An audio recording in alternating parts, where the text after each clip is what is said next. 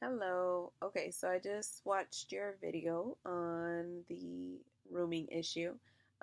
One thing I can say is working for emergency management on Miami Beach, we have to share our building, which is the EOC, the Emergency Operations Center, with the fire station. So we are in the same building as the firefighters, their fire trucks, their alarms, their overcoms, everything that happens within the fire department, we are there. We also have the issue of people trying to come see the firefighters or, go take tours on the trucks, and they wander up the elevator because they see EOC and emergency operations and emergency management. And so they automatically assume to just come up on our third floor. So we always have like wandering people walking around. Sometimes that can be an issue. However, we really do try to keep a working relationship between us and uh, the fire department to make both things work.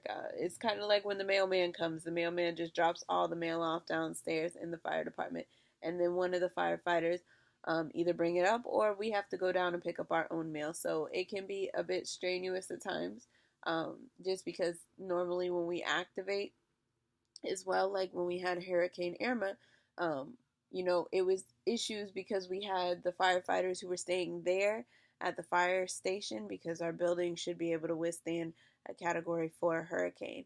And the issues are we didn't have enough room and space to be able to have those housed not only with the fire department, but also, as the first responders, but also as emergency management and operations, as we bring all departments together as a collaborative, to be able to activate the EOC during such hazards and storms. So that was an issue. And a way to present it, I would say, would be to go through management, make a proposal as the employees to, the union to be able to address it with the management. And I think it's like what you touched upon as well is that there is financial issues, barriers, lawsuits, legalities, and policies that have to be followed. I would see it more as they would move your department versus the contracted food, because there's a lot more stipulations when it does come to contractors versus actual government employment, to where they can make more accommodations to those who are um, governed by the municipality and rendering those services versus a uh, contracted services. So that is something that I feel would be more obligated to the union and the management addressing about better accommodations for your department elsewhere to move you guys as the priority versus actually moving the contracted services.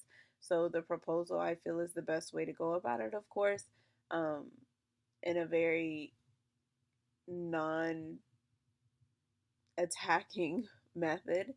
And focus is resolution, focus is efficiency and effectiveness in order for the contracted food services to be able to run effectively without any issues, problems, and hazards and safety, of course. They would need their own space and accommodations, as well as your department, who has to render services to those of the public. So, in order to effectively do that, you guys would need this sufficient amount of space and accommodations to do so. So, that would be my suggestion.